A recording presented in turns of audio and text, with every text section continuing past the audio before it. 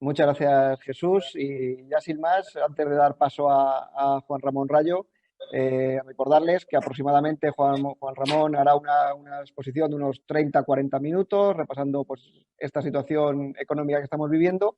Según están viendo ustedes la pantalla de streaming, hay un eje central, un cuadradito central, donde se pueden realizar consultas en directo.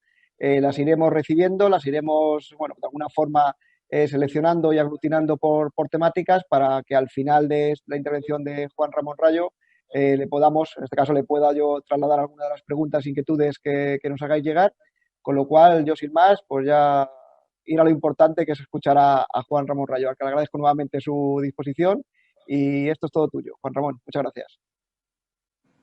Bueno, pues buenos días y muchas gracias tanto a Novalcarria, Ibercaja como CEO de Cepime Guadalajara por la invitación a este foro virtual para hablar precisamente de un tema que bueno, pues está de desgraciada actualidad, que es el shock económico que ha supuesto y que en principio va a seguir suponiendo el coronavirus durante este año y durante, no sé si solo los próximos meses, quizá incluso los próximos años.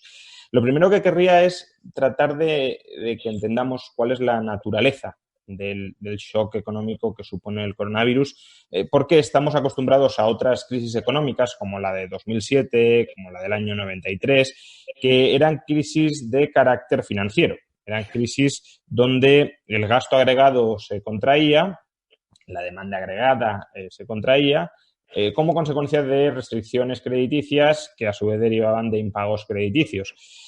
Pero en esta crisis no hemos llegado a ese punto. No sé si vamos a llegar, si la crisis se prolonga, como luego comentaremos, probablemente sí, pero no estamos ahí. La crisis actual es una confluencia de un shock de oferta y de un shock no crediticio de demanda.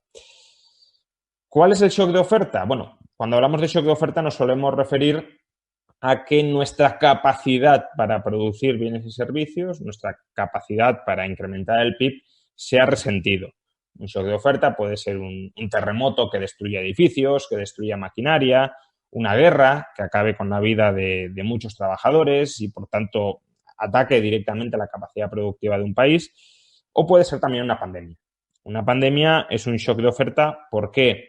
Pues porque en la medida en que un trabajador enferma, no digamos ya aquellas personas que han, por desgracia, terminado falleciendo como consecuencia de la enfermedad, pero simplemente si un trabajador enferma o si un trabajador ha de ser confinado porque está contagiado y queremos evitar que contagie a otros ciudadanos, o si los hijos de un trabajador han enfermado y se tiene que quedar en casa cuidándolos, eso supone una reducción de horas trabajadas a lo largo del año.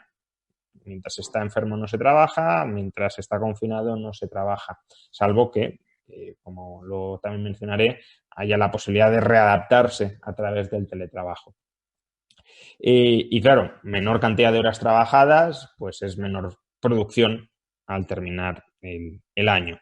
Ese es un primer shock, que fue además el shock que nos afectó más decisivamente durante los meses de febrero y marzo. En el mes de febrero todavía no había estallado la pandemia en España, o al menos no oficialmente, porque desde luego ya estaba el virus entre nosotros, pero sí había estallado con mucha contundencia en China, y eso lo que hizo fue que empezaran a escasear determinados bienes intermedios que necesitaban empresas europeas para seguir operando, y como se redujo la producción de determinados bienes intermedios, de esos bienes intermedios, las cadenas globales de producción se resintieron, y eso llevó a reducir o a paralizar parte de la producción interna en Europa. Pero junto con el shock de oferta, este shock de oferta, también nos encontramos con un shock de demanda. Cuando hablamos de shock de demanda no es tanto que no podamos producir, cuanto que no queremos que se produzca, no queremos gastar y por tanto no queremos consumir y por tanto producir.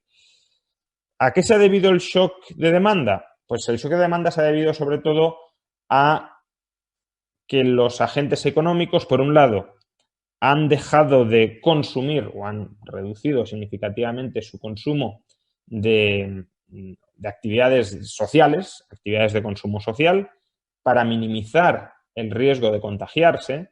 Han dejado o han reducido su presencia en los bares, en los restaurantes, en los gimnasios, en las aerolíneas y en los hoteles. Y a su vez también ha habido una reducción del gasto para incrementar el llamado ahorro precaucionario. Es decir, voy a ahorrar porque no sé lo que está por llegar y como no sé lo que está por llegar, prefiero tener liquidez para tener cierto margen de maniobra, lo cual significa que pues, aquellos gastos relativamente menos importantes los elimino, en perjuicio, obviamente, de los empresarios que proveían esos servicios que eran vendidos contra ese gasto. Entonces, esta confluencia del shock de oferta, que es un shock de oferta que además se concentra especialmente, digámoslo así, en actividades de producción social, actividades donde se producen bienes y servicios en equipo, donde hay mucho contacto entre las personas que conforman la plantilla y, por tanto, donde el riesgo de contagio es más elevado, y la contracción del gasto en actividades de consumo, de nuevo, social, porque el consumo de otros bienes y servicios ha aumentado. El consumo, por ejemplo, de Netflix se ha incrementado, el consumo de videoconferencias o de YouTube también se ha incrementado. Todo ese consumo más individualizado se ha incrementado, pero el consumo social se ha contraído. Y eso nos genera un perfil de crisis bastante distinto a aquel al que estábamos habituados, no solo porque, como mencionaba, no haya habido hasta el momento un componente estrictamente financiero de la crisis, no es que todo se haya venido abajo porque el crédito se ha paralizado, porque el crédito se ha secado, sino porque además en las crisis de contracción de la demanda o de caída de la demanda por contracción del crédito, lo que nos encontrábamos es que más o menos toda la economía se venía abajo. Es verdad que había partes de la economía que se venían más intensamente abajo, sobre todo aquellos sectores más expuestos al crédito, por ejemplo, en la última crisis el sector de la construcción, pero en general toda la economía lo pasaba mal, ¿no? Porque estábamos ante una contracción del gasto agregada y relativamente indiscriminada. Aquí no. Aquí nos encontramos con una crisis concentrada, especialmente concentrada en sectores, en industrias de consumo y de producción social. Los sectores que no son de producción o de consumo social no tienen por qué estar sufriendo, al contrario, como he dicho antes, puede que incluso se han incrementado de hecho, sus ingresos, Amazon, Netflix, YouTube, todo el consumo y toda la producción más individualizada se ha incrementado, pero en contrapartida tenemos sectores que no es que estén cayendo a lo mejor un 10, un 15, un 20%, sino que se han desplomado tal vez un 80%, de manera más significativa el sector de las aerolíneas. Entonces, esa es la situación en la que hemos terminado o terminamos aproximadamente en el estado de alarma, ¿no? Y aquí también hay que hacer un comentario. Hay muchas personas que consideran que la dureza de la crisis económica que hemos experimentado se ha debido esencialmente a la dureza del confinamiento y a la dureza de las medidas de distanciamiento social necesarias para contrarrestar la pandemia. Y desde luego, medidas de distanciamiento social muy duras destruyen actividad económica. Pero tengamos presente que la causa fundamental que provoca el hundimiento de la economía, que provoca el shock de oferta y el shock de demanda, es que la pandemia se descontrole internamente. Es como consecuencia de una pandemia descontrolada que hunde la economía y que hasta que no se encauce, hasta que no se consiga controlar o normalizar, no permite que la economía resurja de manera sostenida, por lo que se implementan medidas de distanciamiento social que sí, a corto plazo pueden tener un efecto contractivo todavía mayor, pero que si de verdad consiguen atajar el virus, a medio plazo pueden conseguir que remonte la actividad económica, aunque con los matices que luego veremos, porque justamente España no parece que estemos en esa senda. O dicho de otra manera, aunque no implementemos medidas de distanciamiento social, si la pandemia se descontrola internamente, la economía no se recuperará sostenidamente. Tenemos el ejemplo, por ejemplo, de Suecia, que ha sido un país que apenas ha aplicado medidas de distanciamiento social y es verdad que su actividad económica ha caído notablemente menos que la de España. Ha caído su PIB un 8,5% en el segundo trimestre del año. Recordemos que España ha caído aproximadamente el doble, un 17%. Pero si comparamos a Suecia con los países de su entorno que sí aplicaron medidas de distanciamiento social, como Dinamarca, como Finlandia, como Noruega, lo que vemos no solo es que el número de fallecidos en Suecia ha sido muy superior al de estos países, sino que la actividad económica también se ha contraído más a pesar de que no aplicaron esas medidas. ¿Por qué? Pues porque, y esto es importante entenderlo, si hay una pandemia descontrolada dentro, es la propia gente la que toma medidas de seguridad para evitar contagiarse. Y eso es lo que provoca, como decía, el shock de oferta y el shock de demanda, es lo que provoca el distanciamiento social voluntario y es lo que hunde los servicios de producción y de consumo social. Pues bien, en esa situación llegamos a finales del estado de alarma y ahí es cuando se nos dijo que, bueno, habíamos caído mucho para, digamos, tomarnos una especie de vacaciones de un par de meses para, por criterios sanitarios, exterminar el virus, acabar con el virus, conseguir suprimir la transmisión interna del virus, pero que a partir de ahí, sin el virus dentro, ya conseguiríamos remontar, ya conseguiríamos recuperarnos. Y se habló de una recuperación en dos fases. Se habló de una recuperación en V asimétrica, un término que se popularizó bastante, pero que en definitiva significa una recuperación en dos fases. Una primera fase de recuperación muy rápida, que podríamos llamar fase de reactivación del tejido productivo, y una segunda fase de recuperación más lenta y más incierta, que es la fase de reestructuración del tejido productivo.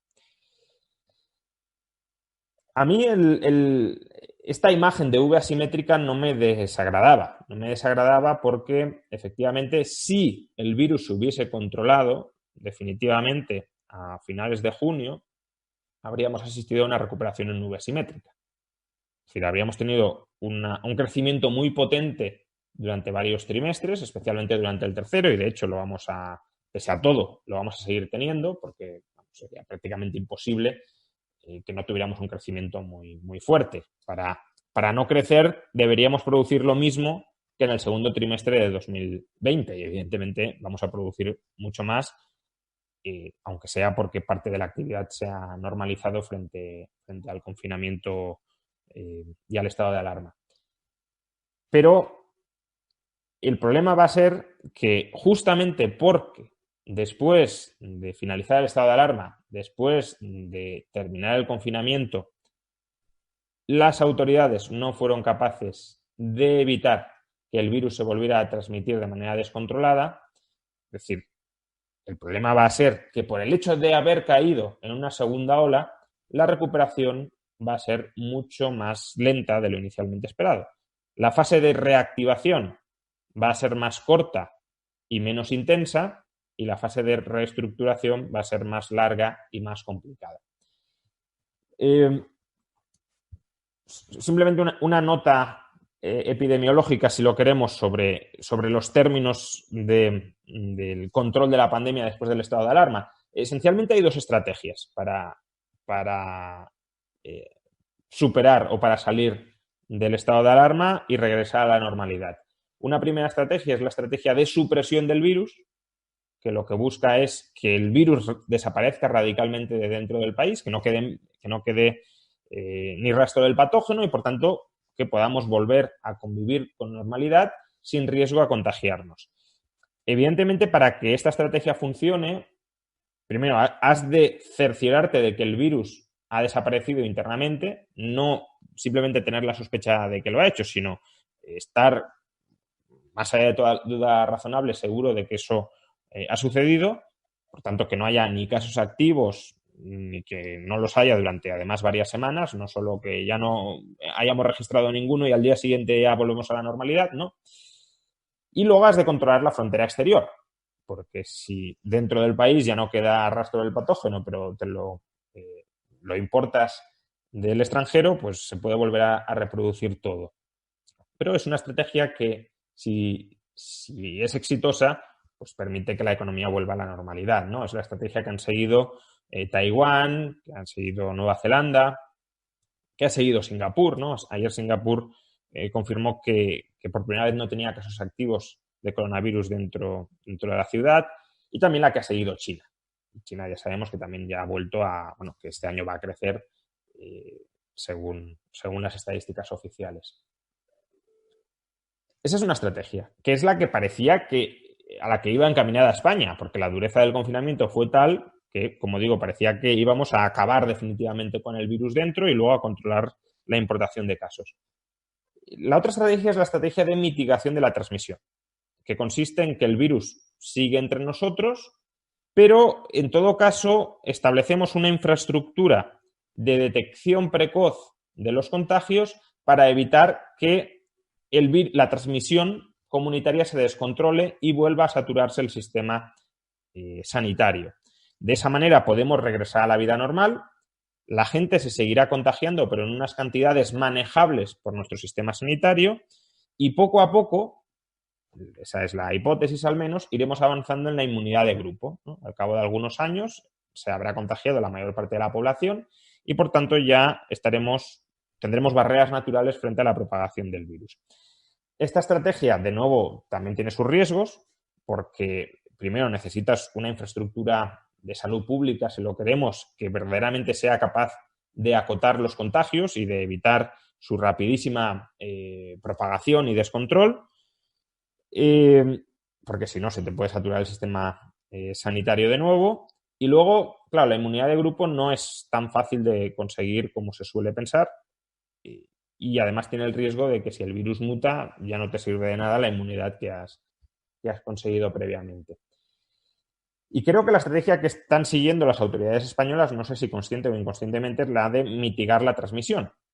El problema es que se está haciendo fatal, porque si tú tienes un sistema de mitigación de la transmisión que realmente funciona, que realmente es eficaz a la hora de detectar tempranamente los contagios y los contactos de los contagios, de tal manera que la gente pueda entrar, digamos, en un bar sin miedo a contagiarse, o sin miedo a que si se contagia va a ir a un hospital saturado y no va a tener una atención sanitaria adecuada, pues si eso no se hace bien, se descontrola en sucesivas olas de nuevo la pandemia, y eso provoca, primero, hundimientos de la actividad. En Madrid, por ejemplo, han empezado a caer los casos, probablemente no ni por las medidas que ha adoptado el gobierno central ni por las que adoptó el gobierno autonómico, porque empezaron a caer de antes, sino por la reacción de parte de la sociedad al riesgo de contagiarse. Y esa reacción significa consumir menos bienes de consumo social y, por tanto, eso destruye actividad económica. Ya si además luego se cierran locales y se adoptan medidas de distanciamiento social porque se está saturando el sistema sanitario, pues eso todavía más. Pero que la causa originaria es, como digo, el descontrol de la pandemia. Entonces, si se van generando sucesivas olas, la etapa de reactivación, que era básicamente que los negocios que habían sobrevivido al confinamiento pudiesen levantar cabeza y pudiesen volver a operar con normalidad, esos negocios no terminan de operar con normalidad, no terminan de levantar cabeza. Y por eso, cada vez, sobre todo si no conseguimos controlar la pandemia y la actividad no se termina de normalizar, cada vez va a haber más empresas que integren la categoría de empresas que necesitan ser reestructuradas y, por tanto, que no van a volver a producir con normalidad en la etapa de reactivación, sino que van a caer, o su situación va a caer de lleno en la etapa que llamábamos de reestructuración. ¿Qué dos tipos de empresas no van a ser capaces de operar o no están siendo capaces de operar con normalidad en esta etapa de nueva normalidad? Bueno, pues hay dos empresas que van a ser problemáticas. Un tipo de empresas problemáticas van a ser las que se hayan descapitalizado durante el estado de alarma o se estén descapitalizando ahora durante la segunda ola o se descapitalicen más tarde en una posible tercera ola durante los próximos meses si no mejoramos los sistemas de rastreo, de testeo para la prevención de los contagios. Si una empresa se descapitaliza, aunque tenga un buen modelo de negocio, esa empresa no va a poder operar ni generar valor de nuevo. Un segundo tipo de empresa que no va a poder operar con normalidad y que por tanto se va a tener que reestructurar son las empresas que hayan caído en industrias donde la demanda se haya hundido estructuralmente como consecuencia de la pandemia, pues lo que he mencionado antes, la industria de la restauración, de la hostelería, de las aerolíneas, que no significa que todos los negocios en estas industrias vayan a desaparecer, pero sí es muy probable que tengamos sobrecapacidad instalada a raíz precisamente de un cambio de hábitos de consumo por cuestiones sanitarias, sobre todo si no controlamos la pandemia. Porque si la pandemia se convierte en endémica, pues evidentemente vamos a tender a ir menos estructuralmente a bares, menos a hoteles, menos de viaje al extranjero, si es que levantan las restricciones, etcétera. ¿Qué significa reestructurar esa parte de la economía? Pues significa recapitalizar los modelos de negocio sanos, los modelos de negocio funcionales que se hayan descapitalizado durante los meses anteriores para que puedan volver a operar, y eso significa inyectar ahorro, inyectar inversión que viene del ahorro en parte del tejido empresarial, y para eso necesitamos amasar ahorro interno y atraer financiación exterior. Y por otro lado significa cambiar parte de la especialización productiva de la economía española para volverla resiliente, este adjetivo tan de moda en la actualidad, para volverla resiliente a una pandemia que, si no conseguimos suprimir el virus o no alcanzamos una o varias vacunas que sean realmente funcionales y que nos permitan inmunizarnos frente al virus, pues que va a suponer una caída, como digo, estructural de la demanda y, por tanto, que parte de la economía tenga que readaptarse a producir y a consumir en condiciones de seguridad sanitaria. ¿Cómo se reestructura la economía para producir en condiciones de seguridad sanitaria? Pues, por ejemplo, a través del teletrabajo. El teletrabajo permite el distanciamiento social y en la medida en que un determinado empleo sea externalizable a través del teletrabajo, pues es un cambio de estructura productiva que permite mantener la producción sin que se vea afectada por la pandemia. Problema, que no todos los empleos se pueden prestar a través del teletrabajo y además, si lo queremos, y ya es un tema no tanto de eficiencia económica, sino de igualdad en la o desigualdad en la distribución de la renta, lo que sabemos es que las personas con menores salarios tienden a integrar industrias donde los puestos de trabajo son menos prestables a través del teletrabajo, con lo cual el desempleo y los bajos salarios, la destrucción de riqueza, digámoslo así, por la pandemia, se va a concentrar en aquellos que ya tenían salarios relativamente más bajos. En cambio, las profesiones con remuneraciones más elevadas suelen ser trabajos que sí se pueden prestar a través de la red o a través de desde casa, digámoslo así, y por tanto se ven mucho menos afectados por la pandemia, con lo cual la desigualdad, que ya en parte era un problema por otras dinámicas previas, se va a agudizar, salvo que, ya digo, consigamos controlar la pandemia y volver a la normalidad. Entonces, por un lado, hay que cambiar las condiciones productivas para que las empresas afectadas por la pandemia, afectadas sus condiciones de producción por la pandemia, puedan volver a producir sin que la pandemia les afecte. Y si hay sectores que no se pueden readaptar y no pueden volver a funcionar porque la pandemia lo imposibilita, habrá que desinvertir en esos sectores e invertir en otros donde sí se pueda prestar servicios u ofrecer bienes sin verse afectados por la pandemia. Y luego también hay que reestructurar el consumo social, de nuevo, para que se pueda consumir socialmente sin riesgo a contagio.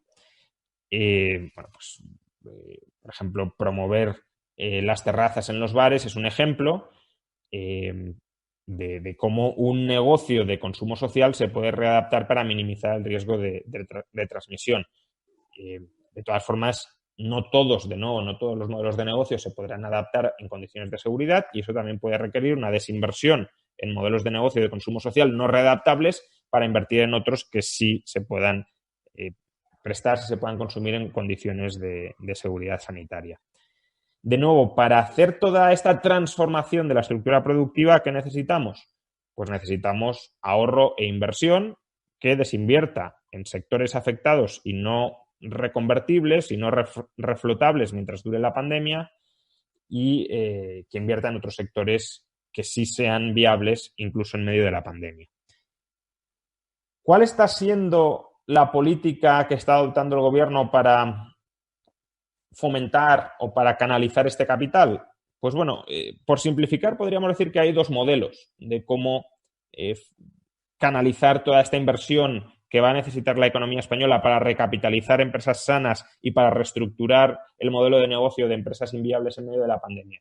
Uno es tratar de atraer capital privado, otorgando mucha flexibilidad al mercado para que sean los inversores privados los que localicen aquellas oportunidades de ganancia y los que intenten optimizar el modelo de negocio, la estructura de producción de cada una de las empresas, minimizando costes, maximizando generación de valor en cada uno de los sectores que ellos conozcan que funcionan, ¿no? Porque no todo el mundo sabe de todos los sectores y, por tanto, hace falta un conocimiento muy especializado, muy local incluso, para detectar oportunidades de negocio en cada lugar. Otro modelo es el modelo de que el Estado capte el capital y incluso en condiciones de mucha rigidez en los mercados, se encargue de decidir dónde se invierte y dónde no se invierte, qué empresas reflota y qué empresas no reflota, qué sectores promueve y qué sectores no promueve. Y el modelo que está siguiendo el gobierno, como digo, me temo que es el segundo. El gobierno se vanagloria de haber conseguido 140.000 millones de euros de Bruselas, se vanagloria también de que quiere contrarreformar parte de la estructura regulatoria española para volverla más rígida, pero que eso no será un problema porque ellos, con el capital que tienen, van a impulsar los sectores estratégicos que ellos consideran que deben ser impulsados. El problema de esto es que, evidentemente, se pueden impulsar, el problema básico es que nadie tiene capacidad para determinar cómo invertir eficientemente 140.000 millones de euros. Y cuando digo nadie, no es ni una sola persona ni una camarilla de personas. Es decir, como he dicho, la inversión para ser capaz de optimizarla se necesita un conocimiento muy especializado y muy local. Se necesita, además, que quien gestiona ese capital asuma el riesgo de estar expuesto a una mala inversión si se equivoca, lo que el pensador Nassim Taleb llama skin in the game, es decir, tener expuesta la piel en el juego y no hablar por hablar y no pues invertir el dinero de otros, sino arriesgarte con tu propio dinero y, por tanto, tener una corresponsabilidad en aquello que estás haciendo. Como eso no sucede, es muy probable que la mayor parte del dinero de Bruselas pues, se destine a modelos de negocio no viables a medio y largo plazo y a modelos de negocio que sirvan más a los objetivos de los partidos que reparten esos fondos que a fomentar el crecimiento a largo plazo de la economía española. Y eso no sería dramático si al mismo tiempo tuviéramos al sector privado siendo de alguna manera auxiliado o ayudado o impulsado para que el sector privado, por su parte, seleccione buenos modelos de negocio, invierta en ellos y desarrolle y reestructure y modifique la economía española. ¿Cuál es el problema? Que España se está hiperendeudando durante este 2020 y lo va a seguir haciendo durante los próximos años para sostener o mantener a flote parte del tejido productivo que no sabemos si es viable a largo plazo o no. Incluso el dinero que viene de Europa, aproximadamente la mitad, es un dinero que es deuda y que, por tanto, vamos a necesitar devolver en el futuro. ¿Y eso qué implica? Pues lo que implica es que la fiscalidad, por desgracia, todo apunta a que va a aumentar muy sustancialmente durante los próximos años. Ya estamos viendo algunos destellos de esas amenazas de mayor fiscalidad que vienen. Una de las últimas fue elevar al 21%, veremos si termina materializándose, el IVA de escuelas privadas y de hospitales privados, lo cual supondría un mazazo para muchos de estos negocios en la medida en que parte de la clientela no tendría capacidad para abonar ese sobreprecio y si lo tienen que absorber contra margen de beneficios, pues no todos estas empresas privadas serían capaces de hacerlo. Pero esto, evidentemente, es la anécdota. El gobierno ya ha dicho muchas veces que quiere acercarnos a la fiscalidad europea, que eso supondría subir la presión fiscal en unos 7 puntos sobre el conjunto de España y, por supuesto, también sobre las empresas. Y ahora, con más motivo, lo va a querer hacer, porque vamos a tener una deuda pública que va a terminar este año ampliamente por encima del 120% del PIB, que va a terminar 2021 o 2022 por encima del 130% del PIB, y que además, y por si fuera poco, durante las próximas 3 décadas se va a enfrentar adicionalmente a una crisis demográfica del sistema de pensiones que, en el mejor de los casos, es decir, aunque la reforma que ahora está planeando el ministro Escrivá salga adelante y aunque se den todas las otras circunstancias complementarias que sean lo más optimistas posibles, el escenario más optimista que plantea la AIREF, de que entren cantidades masivas de inmigración, de que la natalidad en España se vuelva a disparar durante los próximos años, de que la tasa de paro en el año 2050 baje al 70% y la tasa de actividad se eleve a niveles europeos. Bueno, aunque todo esto coincida, la propia AIREF pronostica que la deuda pública, como consecuencia de los desequilibrios en el sistema de pensiones, si todo lo demás, insisto, tenemos luz verde en todo lo demás, aumentará en unos 55 puntos de PIB. Entonces, vamos a terminar por la pandemia por encima del 130, la deuda adicional que aportará el sistema de pensiones a lo largo de las próximas 3 décadas serán 55 puntos de PIB y, por consiguiente, si no se sanean las cuentas públicas, nos tenderíamos a ir a una deuda pública del 170-180% del PIB. Eso es inmanejable sin el apoyo de Europa, y Europa, para darnos apoyo, nos va a exigir cuadrar las cuentas, y cuadrar las cuentas es o recortar el gasto o subir impuestos o ambas cosas. Y si se suben los impuestos, y si se suben masivamente los impuestos, como parece que van a terminar proponiendo e impulsando, el sector privado se contrae, el sector privado sufre. Con lo cual, por un lado, tenemos que la inversión cada vez está siendo más controlada por el sector público, porque el capital que llega a Europa pasa por las manos de la Moncloa, por un comité de expertos, entre comillas, de la Moncloa, como si fuera un comité de planificación central del conjunto de la economía, y en cambio el capital privado que tendría que llegar a España, y que desde luego va a seguir llegando, pero va a ser un capital privado cada vez más atacado a través de la fiscalidad y además también a la que se le van a poner las cosas más difícil debido a que las regulaciones no de carácter tributario no parece que se vayan a flexibilizar para facilitar la generación de riqueza por parte de ese capital privado, sino que se van a dificultar todavía más o se van a radicalizar todavía más las regulaciones para dificultar o para quitar flexibilidad en los modelos de negocio y, por tanto, para incrementar los costes regulatorios. Todo eso plantea, por tanto, un panorama donde la inversión privada cada vez va a tener menos espacio cuando debería tenerlo muchísimo más.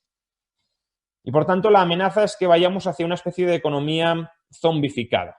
Y con esto ya termino. Una economía donde el sector público ha promovido modelos de negocio inviables, que solo se siguen sosteniendo si seguimos inyectando capital público en ellos, y donde el sector privado o partes importantes del sector privado de nuevo no se hayan reestructurado porque el capital privado no ha llegado en las condiciones que debería poder llegar, y que además son partes del sector privado no viables, pero que se mantienen con la respiración asistida que les proporciona las ayudas o las transferencias del sector público. Y si todo eso se materializa, impuestos altos, deuda pública disparada, regulaciones rígidas, inversiones públicas equivocadas, inversiones privadas capital disminuidas, lo que tendremos es un estancamiento pues secular, una caída muy importante de nuestro crecimiento potencial y, por tanto, un clima empresarial bastante negativo. Obviamente, y por dar la nota optimista, estas tendencias se pueden revertir. La deuda pública no tanto, porque ya la tenemos encima de nuestras cabezas, pero todo lo demás, incluyendo el problema demográfico o incluyendo el problema financiero derivado del problema demográfico del sistema de pensiones, se puede corregir con ajustes del gasto en el sector público y la parte regulatoria, pues liberalizando la economía. Pero de momento la trayectoria no invita precisamente al optimismo. Y hasta aquí. Pues muchas gracias, Juan Ramón. Yo no sé si dedicar este tiempo de preguntas a hacértelas o a rezar después de de todo lo que has dicho, pero bueno, como buenos empresarios tenemos que seguir hacia adelante. Yo te diría que gran parte de las preguntas que nos han ido llegando a través de ese chat, ¿no? Muchas están contestadas, ¿no? Pero de alguna manera te voy a lanzar así cuatro o cinco Sí, perfecto. que te pueden servir. Es decir, yo creo que todas recogen un poco lo que has dicho, pero bueno, más o menos te voy a ir resumiendo. Alguien preguntaba que cómo afecta a la economía la gestión política de la pandemia, ¿no? En este sistema de partidos, sobre todo, ¿no? Es decir, que el que tenemos, ¿no? Ya por ahí se habla, ¿no? de modificaciones y tal. Lo del famoso los 140.000 millones, es decir, me preguntan que si van a venir, que si si seremos capaces los ciudadanos, ¿no? La economía en general, de percibir que han llegado esos millones, o por contra, un poco lo que dices tú, lo decidirán en una mesa y desgraciadamente no atenderán al objetivo común, sino quizá a un objetivo más partidista, ¿no?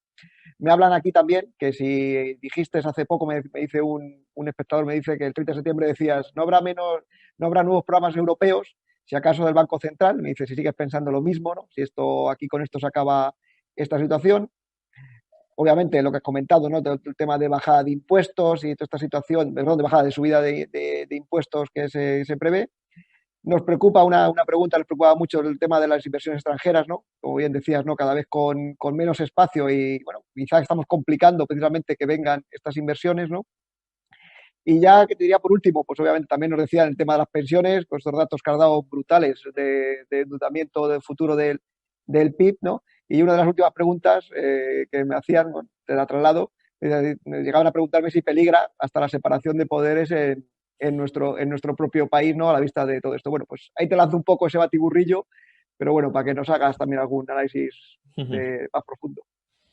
A ver, la gestión política yo creo que es la principal responsable, aunque sea por negligencia, de haber destrozado la economía española. Quiero decir, es verdad que la estructura productiva de España tiene una especificidad que la hace más vulnerable ante la pandemia, pero eso no explica por qué España es la economía desarrollada que se ha hundido en mayor medida.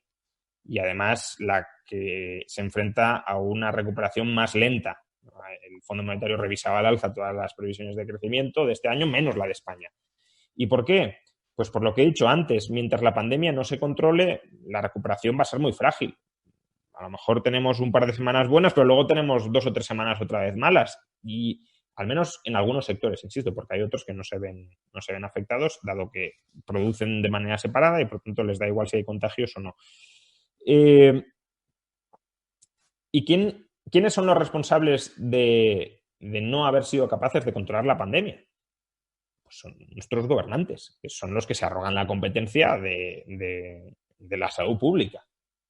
Y, por tanto, ellos, a todos los niveles, municipal, autonómico y central, son los culpables de haber dilapidado el enorme esfuerzo que hicieron los españoles durante el estado de alarma. Porque es que no debería ser concebible ni admisible que termináramos el estado de alarma con una incidencia acumulada de contagios de en torno a 10, 15 casos por 100.000 habitantes y ahora estemos en 200, 300.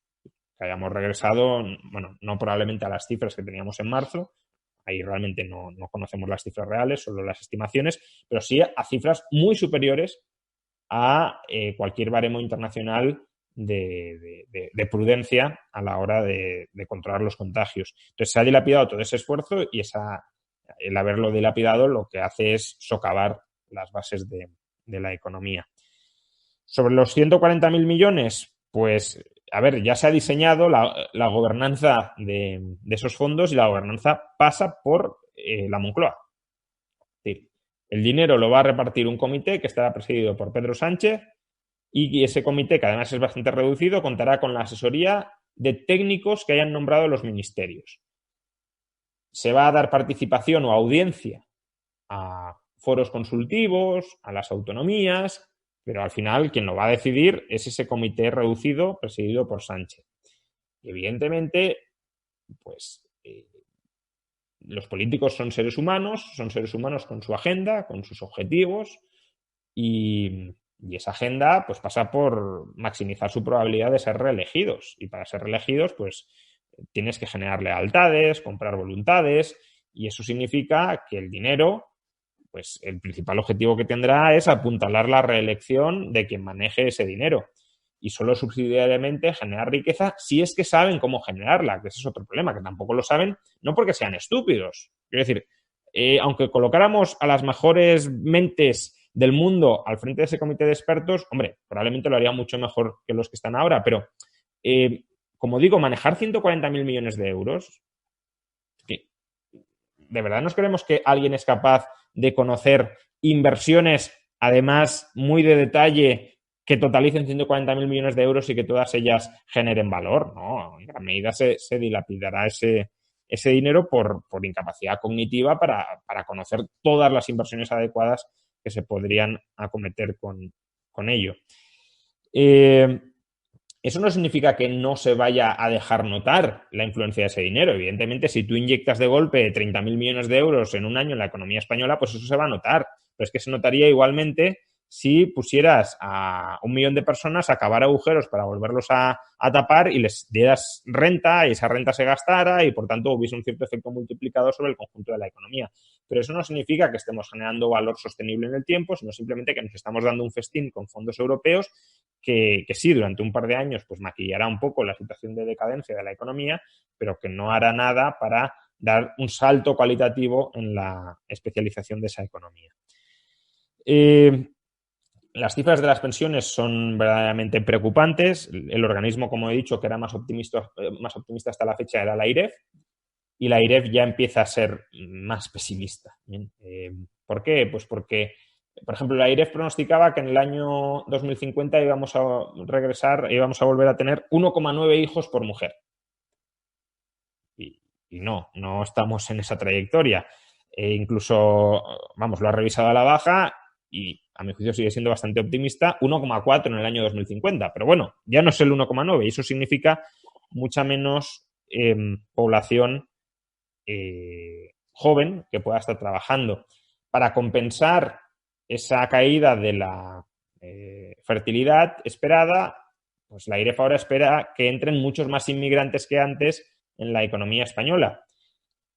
Y quizá lo hagan, ya lo veremos. Lo que pasa es que eso también plantea retos de absorción de esos inmigrantes, tanto en términos económicos como en términos sociales y de adaptación tanto suya como nuestra, ¿no? Porque, bueno, si entrando los que han entrado ya hay cierta reticencia a que entren más, no es algo que, por mi parte, yo soy en general muy pro inmigración, pero es un diagnóstico de ver cómo está reaccionando parte de la sociedad española. Pues claro, si estamos hablando, según la AIREF, de que tienen que entrar en los próximos 30 años 8 o 9 millones de inmigrantes, pues claro, ¿eso se va a poder absorber o no? Y luego, insisto, la AIREF también espera pleno empleo. Entonces, si todo esto no se materializa, pues es que la deuda no va a aumentar en 50 puntos, es que va a aumentar en 80 o en 90 solo por los déficits acumulados del sistema de seguridad social hasta el año 2050. Y eso en un contexto de alto endeudamiento público como consecuencia de la pandemia es un mix verdaderamente explosivo que nos va a abocar, insisto, a subidas de impuestos, por desgracia, bastante fuertes. Tengo la esperanza de que sean subidas de impuestos que confiemos no afecten excesivamente a la actividad empresarial. Es decir, aumentar mucho el impuesto sobre sociedades, por ejemplo, no descarto que suceda porque como las decisiones se toman por mera ideología y no por rigor económico, pues todo puede suceder, pero no tendría mucho sentido porque no tiene mucho potencial recaudatorio y sí tiene mucho potencial de desincentivar la inversión privada. Entonces, confío en que serán sobre todo subidas del IVA, pero aún así subidas del IVA también se terminan trasladando al ámbito empresarial, porque si las empresas no tienen capacidad para absorber esa subida de precio después de impuestos, pues va a contramárgenes y al final no deja de ser también una especie de subida del impuesto sobre sociedades. Entonces, eso lo vamos a ver y eso va a ser pues muy dañino para la economía y para la atracción de inversión privada. Y luego, si a esta situación de enorme fragilidad o estancamiento económico le añadimos, por recoger la última pregunta, un deterioro en la calidad institucional como el que estamos empezando a ver con ese asalto a un poder que ya era parcialmente dependiente, que no era todo lo independiente que debería ser, pero que al menos estaba politizado, pero estaba transversalmente politizado. Digamos que se requería un consenso amplio entre la casta política para nombrar 12 vocales del Consejo General del Poder Judicial, y eso, pues, al buscar un cierto consenso, ninguna minoría mayoritaria se terminaba imponiendo sobre el resto o terminaba laminando al resto. Pues bien, con esta reforma directamente es que la coalición que dé apoyo al gobierno nombrará también a los jueces, con lo cual poder legislativo, ejecutivo y judicial estarán prácticamente ya fusionados en uno solo. Entonces, eso es un deterioro de la calidad institucional preocupante, que también influye claramente en la capacidad de atraer inversiones extranjeras, porque la calidad institucional es uno de los principales determinantes de la atracción de inversión, o sea, de retención de inversión nacional y de atracción de inversión extranjera. Y ya por último, había una pregunta que era algo así como, ¿es seguro que nos van a dar los 140.000 millones de euros? A ver, creo que los van a dar, pero no es seguro. Es decir, esta es la propuesta que ha hecho el gobierno, muy inespecífica, porque no hay, o sea, en ningún lugar se dice vamos a invertir tanto dinero en esto. No, de eso nada, simplemente son objetivos genéricos. La Comisión Europea podría requerir mucha más concreción para darnos el dinero. La cifra de 140.000 millones es el máximo que podemos solicitar, pero no es necesariamente el dinero que nos van a dar. Y además recordemos que hay condicionalidad económica y también política. Y aquí ligo con la anterior pregunta, ¿no? Una de las condiciones es que no haya un deterioro del Estado de Derecho. Veo muy complicado que la Unión Europea nos presione por ese lado, pero bueno, hoy mismo, por ejemplo, el segundo del Ministerio de Exteriores polaco ya está pues azuzando a la Comisión Europea diciendo a nosotros nos habéis criticado por hacer exactamente lo mismo que está haciendo España ahora, ¿por qué no criticáis a España por hacer lo que hemos hecho nosotros? Entonces, bueno, no es descartable que haya un pronunciamiento, aunque no creo, porque el peso político que tiene España en la Unión Europea es muy grande, ¿no? Bueno, muy grande. Es de entre los grandes y, por tanto, es complicado que se le afee públicamente mucho la conducta. Pero bueno, hay que considerar que a lo mejor no llega todo ese dinero. Y sobre si va a haber más programas, no creo que haya más paquetes extraordinarios de ayudas por la pandemia. Otra cosa es que en el futuro haya una crisis muy seria de supervivencia de la zona euro, como la que vimos en 2012-2013, y ahí se aprueben medidas extraordinarias para evitar que se rompa la zona euro. Pero fondos vinculados a la recuperación de la pandemia no lo veo, porque los anteriores ya costaron lo suyo y no tendría sentido que se aprobaran otros nuevos sin haber testado cómo han funcionado los anteriores, ¿no? Entonces, yo eso lo veo mucho más complicado. Pues Juan Ramón, hasta aquí yo creo que somos casi puntualidad británica, con lo Muy cual que es bien. importante también esta situación.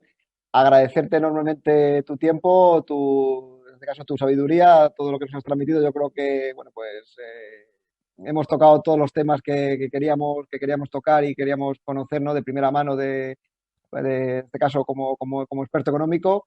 Y yo sin más, pues darte de nuevo las gracias, también dar las gracias a todos nuestros asistentes y por supuesto pues agradecer a este caso nuevamente a Ibercaja Banco y a Nubalcarria su colaboración para que este tipo de foros sea realidad y bueno, pues confiar que dentro de poco podamos al menos bueno, pues continuar con nuestra vida, con nuestra actividad, que es lo que queremos al final, lo que queremos los empresarios.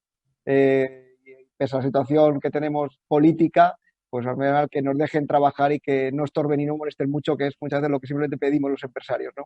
Pero contigo con eso veremos el futuro y nada, pues muchas gracias a todos y hasta la próxima. Muchas gracias.